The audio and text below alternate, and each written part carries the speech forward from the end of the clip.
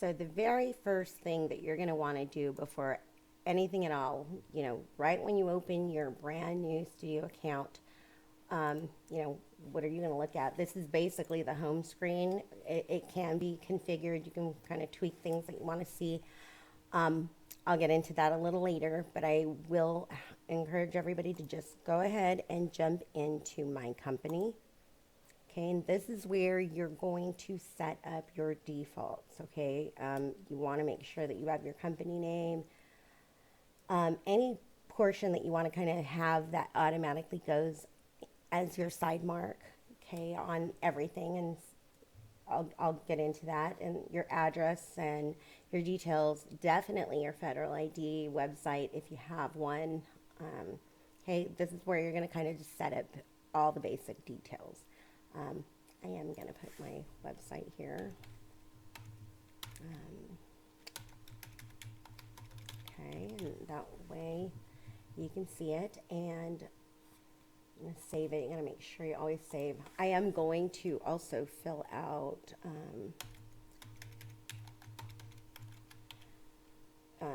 the side mark portion as your business, okay, and I'm going to save. I'm going to move over to the sales tax. It's under the automated, which is a brand new feature, and we'll walk into that a little bit later.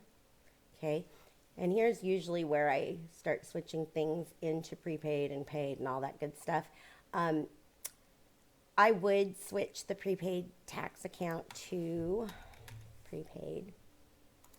Okay, I would leave that there, and I would leave that there. Okay, this is good for the standard settings. Okay, if you weren't doing the automated, I don't know if it lets you. Okay, it is going to make you do the automated, so I'm going to leave it as that. Okay, it's going to be the first time I actually work on that, so I want to make sure that we cover that. And I'm going to save. Always hit save, and you want to watch for that little confirmation up there. Sometimes it's easy to miss. I mean, mine is a little slow on the on the recoil. Okay, and then we're going to move down to the next tab. I'm always going to encourage you to visit every tab in every situation, because that is where you get all the defaults from. Okay, this is really important that you go through this. I think a lot of people kind of click away or think that they don't need things and they get used to it. But right now you're creating what feels normal and what feels like second nature for you. So I always encourage you to fill things out as thoroughly as you can. Some things that'll make you, like, you don't have a choice to exit out of it. So if you're not able to save something, it's because you're missing a required section. Okay, so watch for that. But this is so important. I think people kind of just skip over this part. And I'm going to just select myself, okay, because this is, I mean, you have to select somebody. On the residential, this is the default, okay? Residential, commercial, you can pick.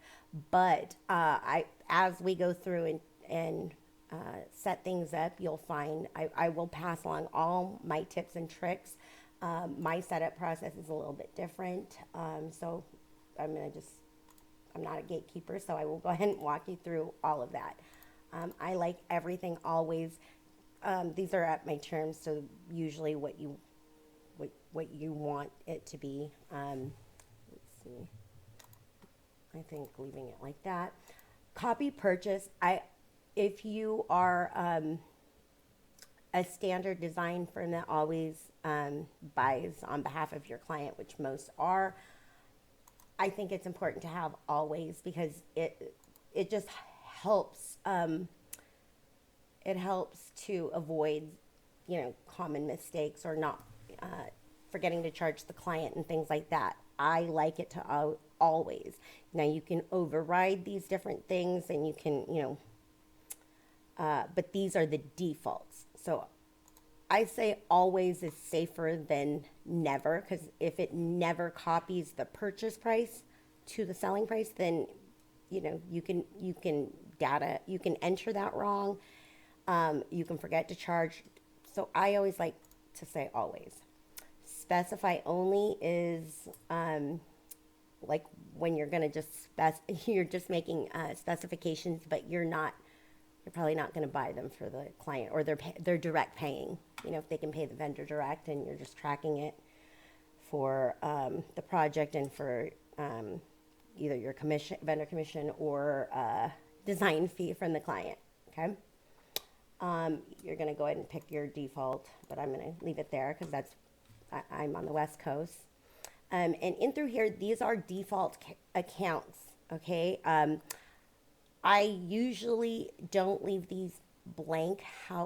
However, actually, I'm not going to leave them blank, even though I know that my GL accounts aren't set up yet.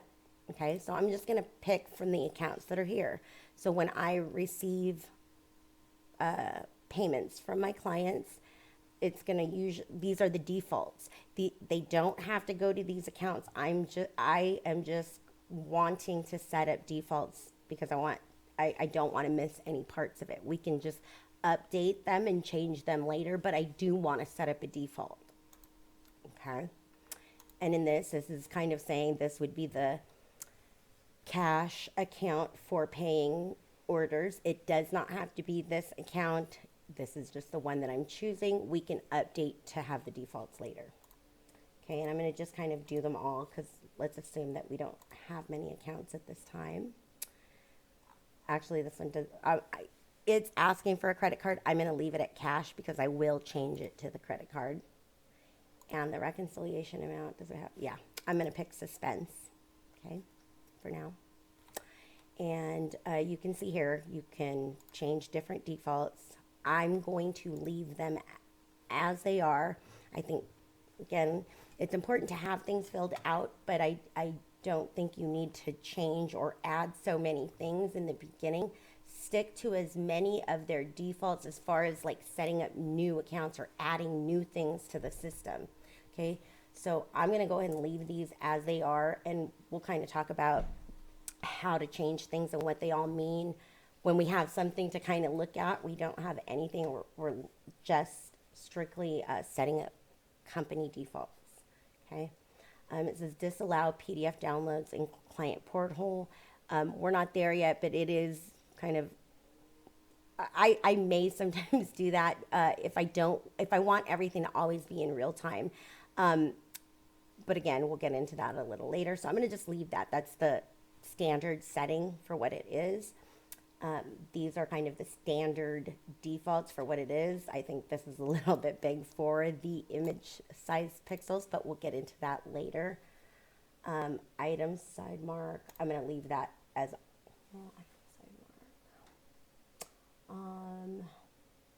actually, we can put both. Okay, and I'll show you where that goes.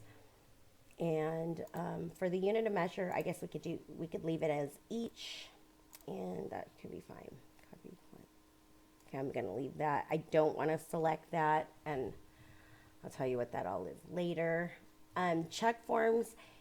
This is kind of a tricky one. I will have a video on this one and show you how to pick your check forms. If you know your check form, you can do that here. And these are kind of the starting place for numbering. I like the numbering system where they start because anytime I hear the number 1, I know that's going to be a proposal. Anytime I hear the number 2 in anything that we do, I know that's going to automatically be a PO or a purchase order. And anytime I see a 3, that I usually know that that's going to be an invoice. So even if somebody's referencing any of these numbers in anything that we do, I usually know where it's coming from. Okay, so it's kind of a good way to keep the numbering system going. Last check number here, I would put in whatever check number is in your check stock, right? Whatever the next check number is. Okay, and this is, the default paying codes. These are normal. I like to normally do manual, and I'll explain why later. Okay, and you can just leave all of that.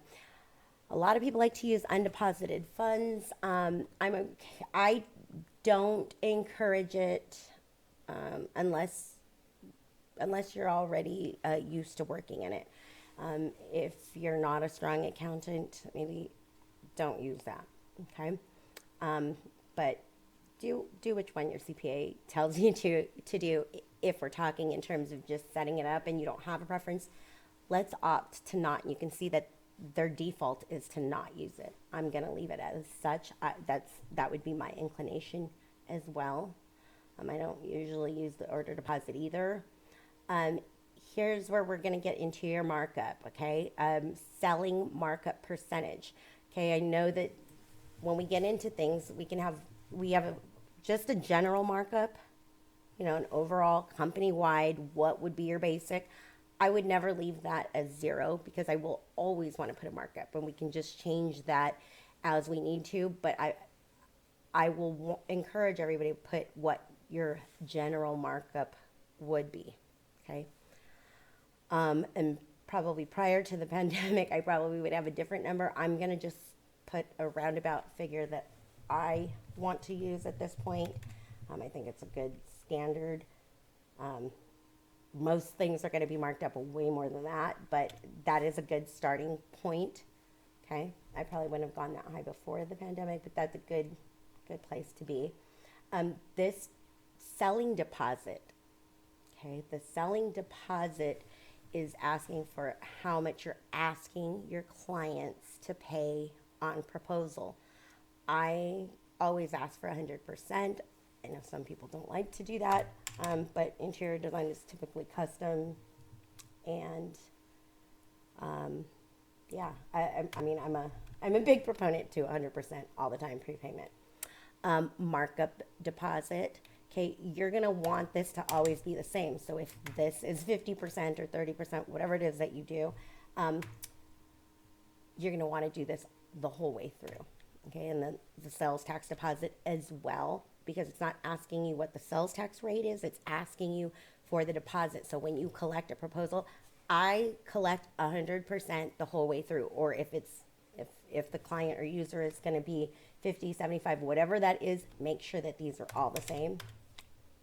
Okay, and this is also for the purchase deposit. So meaning like when you pay your vendors for starting on work or whatever it is that you're gonna have them do, when you put things in production, this is the amount that you want it to default to pay your vendors.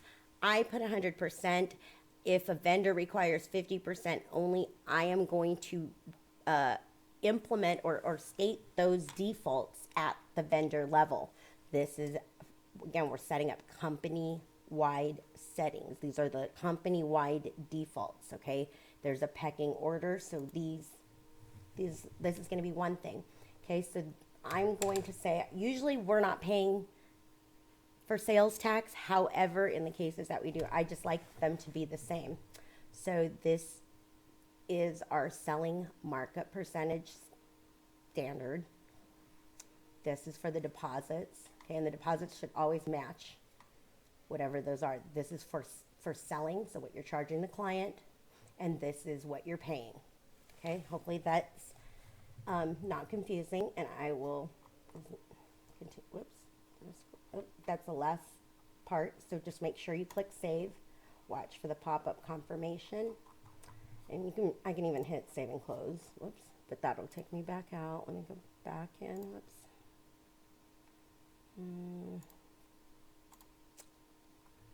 Where were we? Okay, codes. Okay, let's go down. Okay, and I'm going to save. If we hit save and close, you saw it booted me out. So let's go up here. These are reports. So basically what this portion is asking you, it's going to say who's getting copies of what when we send things out, okay? It's going to send a copy to you as well. For me, I'm going to just go ahead and click all. I want a copy of everything that gets sent out. Anything that gets sent out, I want a copy. Okay. These are the default fonts. Okay, I'm going to, you can pick the different fonts and what different boxes and sections look like. Leave these as the default for now until you kind of see where what's involved and what sections that get affected, and then we will go over how to change these a little later on when we have something to look at. Here's where you're going to upload a logo if you have one. If you have issues with the sizing or any of that, you can reach out to Studio, or you can reach out to me as well, and we can kind of help you kind of get that situated. This is the alignment of where that logo is going to be. Again, this is for pixel size, and you can kind of see where you want these to print, whether you want them to go on the top or the bottom. Let's leave it as the header for now, and we will go ahead and show you how to update and kind of move things around later. And we're going to go ahead and leave these as defaulted as well, and we'll show you how to mark them up and where we may want to change them at some point later.